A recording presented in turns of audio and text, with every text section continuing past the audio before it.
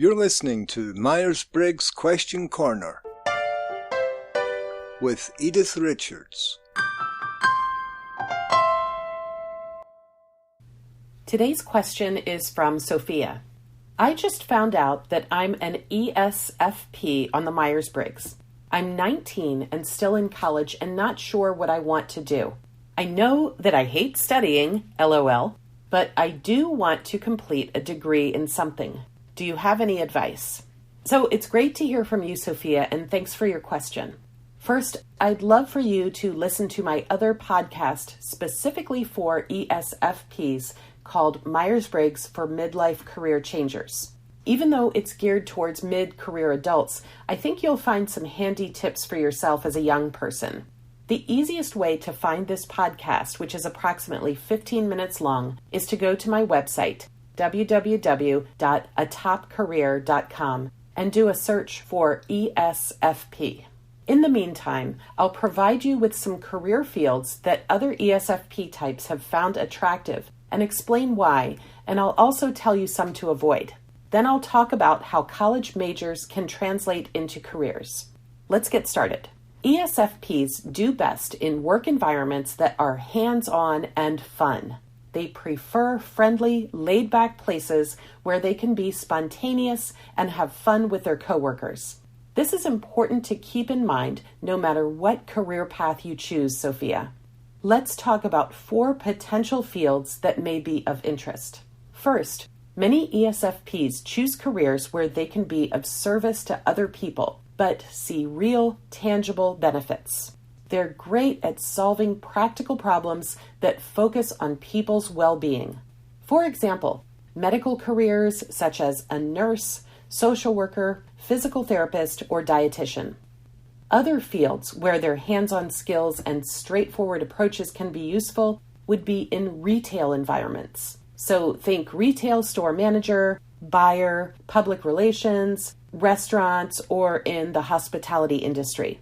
And working with children as an elementary school teacher or a child care provider. Second is office environments. Especially friendly places with lots of social activities going on are also a good choice for ESFPs. Jobs I've seen other ESFPs gravitate towards in the corporate world are event coordinator, corporate trainer, real estate or insurance agent, and sales. Third, because ESFPs are so tuned in to the sensory world, they very likely have an artistic flair. We see many successful ESFPs in work involving fashion, music, arts, especially textiles and dramatic arts. Careers to mention here include fashion or interior designer, jeweler, chef, photographer, florist, actor, musician, or cosmetologist. Whatever environment the ESFP works in, he or she would most likely prefer it to be aesthetically pleasing. Finally, because of their love for hands-on activities, many ESFPs are actively involved in sports or at least feel at their best when they're moving around. Therefore, career paths to consider would be areas such as emergency medical technician, firefighter, flight attendant, police officer, coach, animal trainer, or even a farmer, believe it or not. Now, let's talk about areas ESFPs will want to avoid. First is anything that's too bureaucratic or with a lot of strict rules. Not good places for ESFPs to show off all their great skills or for them to be satisfied long term. They need environments where they're physically and or artistically stimulated. They won't do well with long-term strategic planning either. ESFPs are best in the moment, dealing with tangible problems that require immediate action. ESFPs are great troubleshooters, but there are fewer ESFPs in careers such as systems analysts, economists, professors, or engineering, all of which require excessive analysis, determining trends, abstract thoughts, and many years in school. These don't fit in so well with people who dislike structure and routine. ESFPs also dislike mundane tasks. like those required of accountants or administrative assistants, and they're not going to be at their best when they're required to sit still for long periods of time reading and writing. Moving on to talking about college majors, I'd like to encourage you, Sophia, to speak with your career counselor at your college or university. There's a lot more that goes into choosing the right college major and the right career path than the Myers-Briggs can measure. With that said, once you decide on the right career path for you, it will be easier for you to decide what major to pick. Many of the career paths ESFPs choose are pretty straightforward. For example, a visual artist will get a degree in visual art and design, and an elementary school teacher will get a degree in elementary education. If you want to complete your bachelor's degree, which I highly encourage you to do, know that I do understand when you say that you don't like school. Many ESFPs have trouble focusing in the classroom on abstract and theoretical topics, and that's what higher education is all about.